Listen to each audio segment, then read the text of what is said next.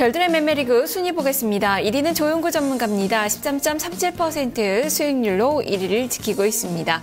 2위는 박승용 전문가로 9.62% 수익률입니다. 3위는 김정수 전문가입니다. 2.68% 수익률이 집계가 되고 있습니다.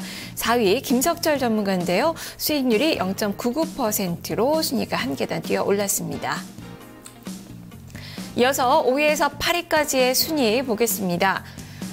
5위는 이원용 전문가가 차지하고 있습니다. 수익률이 플러스로 전환이 됐습니다. 6위는 이재우 전문가 5.81% 수익률입니다. 7위 이승준 전문가 6% 마이너스 구간의 수익률이 기록이 되고 있고 송기현 전문가가 8위를 차지하고 있습니다. 100일 동안 100% 수익률에 도전하는 프로젝트입니다. 전문가들의 순위를 확인을 해봤는데요. 자, 이 중에서 이재호 전문가 만나보겠습니다. 전문가님 안녕하세요. 네, 안녕하십니까, 이재호입니다. 네. 지금 종목들을 보니까 대체적으로 지난주 금요일 날 매매를 상당히 활발하게 하셨어요. 종목을 많이 좀 교체를 하셨는데요. 네. 지난주 매매 어떠셨습니까? 지난주뿐만 아니라 최근에 계속 이제 매매 하는 종목들이 별 큰 움직임은 없고, 또 오히려 이제 매도하면 크게 올라가는 경우가 많이 있어가지고, 약간은 당황스럽긴 한데, 어쨌든 장세 자체가 이제 뺐다가 이제 올리면 누르고 이런 흐름들이 나오다 보니까, 좀 수익률은 좀 처지고 있는 것 같습니다. 어쨌든, 이번 주 이제 이틀 남았고, 이제 올해도 한 일주일 남짓 남아있기 때문에, 마지막 2012년 어느 정도 이제 유종의 미를 거두기 위해서 좀 노력을 좀 해야겠습니다. 네, 리그도 많이 남아있고, 그리고 네. 올해도 아직 거래일수로 거래할 만한 그런 기간이 많이 남아있기 때문에 선전에도 기대를 해보겠습니다. 네. 과연 어떤 종목을 매매하셨는지 보유 종목을 보면서 얘기를 더 해보도록 하죠. 이재호 전문가의 보유 현황입니다. 지금 현재 이재호 전문가는 AP 시스템 22% 비중을 싣고 있습니다. 한진중공 23% 비중입니다. DNF 그리고 DID 이렇게 각각 20%, 32% 비중으로 4종목을 보유를 하고 있습니다. 자, 보니까 AP 시스템, 한진중공업, DNF를 화요일에 매수를 하셨어요. 이렇게 네. 새롭게 매수하신 그 이유부터 들려주시죠. 한진중공업은 이제 전날인가요? 전전날 매수했던 카프로가 이제 급등이 나왔죠. 그래서 그걸 한번 수익을 챙기고, 한진중공업 일단 경기 관련, 바닥권에서 이제 상승 시도하는 경기 관련 주들에 대해서는 지속적으로 이제 순환 흐름을 타보겠다라는 측면에서 이 매수를 들어갔고요. 그 다음에 이제 AP 시스템 같은 경우 아직까지는 아몰레드 관련주들이 그동안에 설비 증설 연기라든가 이런 부분들로 인해서 많이 빠졌죠. 그러나 지금은 가격 메리트가 이제 부각되는 그런 시점이기 때문에 그렇다면 AP 시스템도 한번 반발이 충분히 들어올 수 있는 자리가 되지 않았겠느냐 그렇게 판단해서 매수를 했고요. DNF 역시 이제 삼성 관련 부품 기대감, 그리고 DID도 역시 DNF 역시 삼성 관련해서 올해 스마트폰 혹은 태블릿 PC 관련해서 지속적으로 물량이 증가하고 있고 실적 호조세를 보여주고 있기 때문에 이들을 한번 매수를 진행을 했는데 아직까지는 큰 움직임은 없는 편이네요. 네, 매수한 지 얼마 안 됐으니까요. 앞으로 좀 좋은 수익을 거둘 수 있기를 응원을 해보겠습니다. 네. 자, 오늘 장에 대한 이야기 해보도록 하죠. 네. 오늘 장 체크포인트 3가지 화면을 통해서 정리해보겠습니다. 하나, 위험 선호도의 강화. 둘, 재정절벽 이슈의 민감. 셋, 코스피와 코스닥 차별화. 이렇게 3가지 체크포인트 중에서 먼저 첫 번째, 위험 선호도의 강화에 대해서 살펴보겠습니다. 자, 위험 선호도의 강화. 이것은 어떤 의미인가요? 최근 들어서 낙폭과대 경기 관련주, 화학이라든가 조선건설 혹은 금융까지 지난주에 말씀드렸던 그런 섹터들까지 견조한 흐름들을 보이고 있고요. 시장 자체는 오히려 삼성전자 정도가 대형주, 대표 대형주 중에서 상승 흐름을 유지하고 있는 가운데 나머지 이제 IT 쪽도 현재는 오히려 이제 빠진 종목도 좀 많이 발생을 하고 있고 약간의 좀 흔들림을 주고 있는 그런 모습들을 보여주고 있죠. 그런데 그동안에 이제 여러 가지 업황 우려라든가 4분기 혹은 내년도 실적 불확실성으로 인해서 많이 빠졌던 낙폭과대 경기 관련주들에 대해 그 반등이 진행되는 부분들은 결국 이제 지금 현재 그동안의 여러 가지 안전자산 선호 현상에서 위험자산 쪽으로 자금이 일단 올 연말에 뭐 이동하는 시그널들이 지속적으로 진행이 되고 있고 포착되고 있습니다. 그런데 이런 흐름들은 결국 이제 그 연말 연초까지도 진행될 가능성이 있지 않을까 그렇게 판단을 하고 있고요. 그렇다면 전체적으로 그동안에 낙폭에 과했던 화학, 뭐 소재, 건설, 조선, 뭐 은행, 증권 이런 쪽 민감한 종목군들의 추가적인 반발 흐름들을 기대할 수 있는 그런 부분들이 아닌가 그렇게 판단되고요. 최근에는 뭐 글쎄요, 뭐 우리가 이제 쉬는 구간 동안에 해외 시장에서도 금융주들의 강세가 좀 도드라졌는데. 결국 이제 금융주들, 은행주들, 뭐 지난주에 사실 1년 반 동안 매매를 안 해봐가지고 손이 나갈지 모르겠다라고 했는데 역시나 손은 안 나갔습니다만 어쨌든 이런 금융주들의 강세 흐름 또한 뭐 최근에 진행되고 있는 여러 가지 그 위험 선호도에 강화되는 그런 흐름과 일맥상통한다. 네. 그렇게 보고 있습니다. 특히 금융주를 강조를 해주셨는데 네. 지금 뭐 박근혜 당선자가 네. 이 선거 활동 기간 동안에 상당히 과학기술 그리고 IT 쪽을 많이 산업을 육성하겠다라고 네. 이야기를 해서 그쪽은 좀 수익을 받을 것 같은데 금융업종 같은 경우는 규제 쪽으로 이제 많이 좀 우려감이 좀 나타나지 않을까 싶기도 하거든요. 대선 이후 이러한 점들이 반영이 되지는 않을까요? 뭐 이제 뭐 IT라든가 신기술이라든가 이런 쪽은 올 한 해 지수나 경기 관련주 계속 저점 이탈해서 내려가는 구간 동안에 많이 올라왔습니다. 쉬어감이 필요할 만한 그런 구간이죠.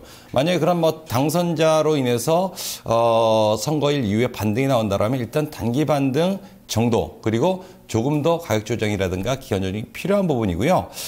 뭐 금융주라든가 여러 경기 민감주들에 대한 전망은 밝지 않습니다. 여전히. 그래서 저도 반등으로 보고 있습니다. 그런데 지금 현재 이제 우리나라뿐만이 아니라 전 세계 글로벌 자금들은 그동안에 과도하게 매도됐던 이런 경기와 민감한 섹터 종목군들에 대해서 과도하게 비중을 뿌렸던 부분 다시 채워넣고 있는 그런 과정이거든요. 그렇다면 그들의 자금의 매수가 들어오는 구간 동안에는 내년도에 대한 전망의 불확실성, 앞으로 여러 가지 규제라든가 이런 부분에도 불구하고 상승세는 이어질 수 있겠다. 그렇게 보는 쪽이고, 전체 이 반등은 아마 제가 봤을 때 내년 연초까지 한번 한마디 반등을 만들어갈 가능성이 있다라고 보고요. 조정은 그 이후에 한번 고민하는 것이 맞지 않겠나 그렇게 판단을 하는데, 뭐 어쨌든 조금 전에 다음 이슈에서 말씀드리겠습니다만은 어쨌든 그동안에 좀 올라왔기 때문에 그런 부분에 대한 차익 실현에 대한 우려는 여전히 남아있는 것은 뭐 사실입니다. 네, 최근에 또 기관이 많이 또 금융주들 많이 매수를 하고 있어서 기관의 움직임도 같이 좀 보시면서 매매 타이밍을 좀 보셔야 될 것 같네요. 네.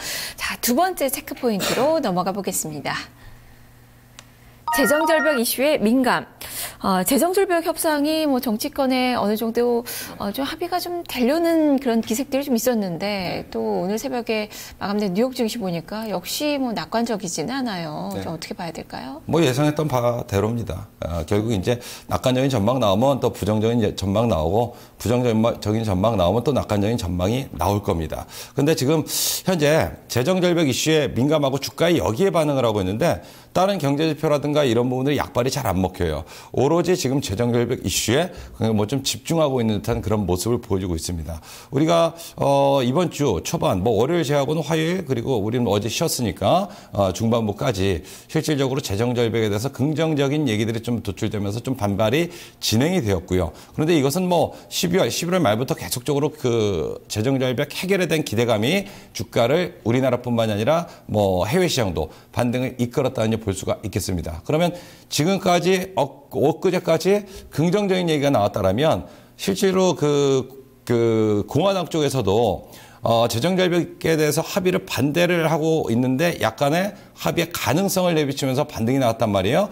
그런데 그 공화당 쪽을 지지했던 여러 가지 티파티라든가 이런 세력들이 무시를 할 수가 없을 겁니다. 그래서 단번에 뭐 오바마의 주장대로 바로 합의를 하고 끝내버리는 시그널은 들어오기는 힘들 것 같고 긍정적인 얘기 나오면 또 부정적인 얘기 나오고 그렇게 갈 거고요. 궁극적으로는 합의가 될 걸로 그렇게 생각을 하고 있습니다. 그러나 어쨌든 자기의 지지자들에 대한 명분을 쌓기 위해서라도 당장에 바로 반대하는 어떤 뭐 정당이라든가 이런 부분에 동조해서 합의하는 쪽으로 바로 가지는 않을 거다. 그렇기 때문에 주가는 등락을 거듭하는 과정을 거칠 가능성이 높고요. 그런 가운데서 점진적인 우상향 쪽이 되지 않을까 그렇게 보고 있습니다. 네, 어쨌든 뭐 난항은 좀 예상이 되는데 어쨌든 결론은 그래도 정치권의 입장차가 많이 좀 좁혀질 것으로 예측을 그래도 해봐야 되지 않을까 싶어요. 세 번째 체크포인트 살펴보겠습니다. 코스피와 코스닥 차별화. 최근 코스닥 시장과 코스닥 시장이 지금 차별화가 나타나고 있죠. 네. 오늘은 좀 어떤 모습을 좀 보일지 궁금한데요. 네. 전체 이제 뭐 코스닥 시장 같은 경우는 실제 글쎄요, 뭐 지수가 사실 최근 들어서 최근 몇 달 동안에 코스피보다 더 많은 변동성을 주면서 이제 많이 빠졌죠. 근데 그만큼 그 전에는 코스피 시장이 굉장히 뭐 지루하거나 하락세를 보이는 구간 동안에 이제 많이 올랐습니다. 거래소 쪽을 본다라고 하면요, 내수나 뭐 필수 소비재 이런 쪽이 그동안의 시세를 주도하고 수익률을 주도했었는데 최근 들어서는 하락이거나 혹은 박스 변동을 주고 있고요. 그리고 지수와 관련해서는 삼성전자를 주구로 한 IT 쪽이 다른 경기 관련주들 다 빠지는 동안에 올라왔습니다. 그죠?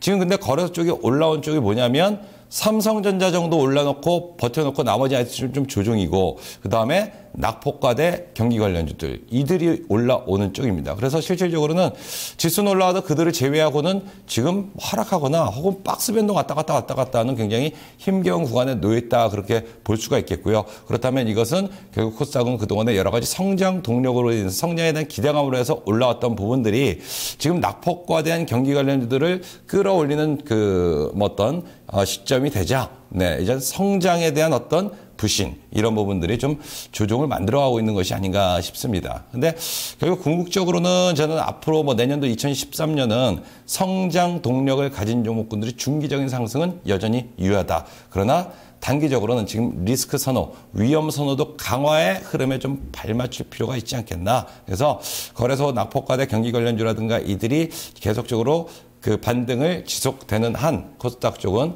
등락 거듭하는 이런 박스권 흐름이 되지 않을까 그렇게 판단을 하는데 가격적으로는 뭐 거점 다 왔기 때문에 큰 리스크 요인은 크지 않다라고 판단을 하고 있습니다. 그래도 오늘 실질적으로 매매 전략은 어느 쪽에서 세우고 계신 건가요?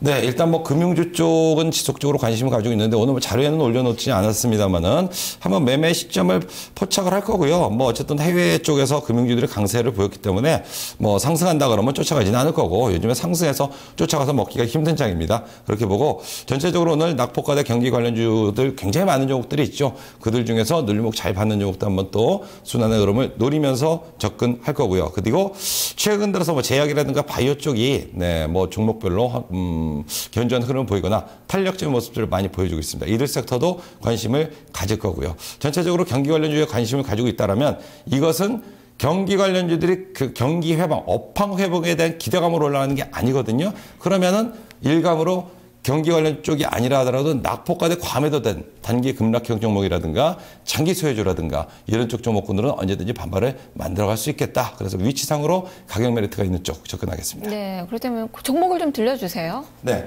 일단 경기 관련주 중에서 뭐 태양광 쪽 업황은 뭐 여전히 우려감이 많습니다. 그래도 단기적으로 그 낙폭을 해소하는 흐름들이 조금 더 진행될 가능성이 있지 않겠나. OCI 그리고 두산중공업 지난 그 두산그룹주들에 대한 어떤 그 악재적인 내용으로 해서 좀 빠졌는데 뭐 어쨌든 조정 주고 또 추가 상승이 충분히 가능하리라고 보고 있고요. 그다음에 한국타이어 월드와이드 쪽도 한번 관심 있게 지켜볼 거고요.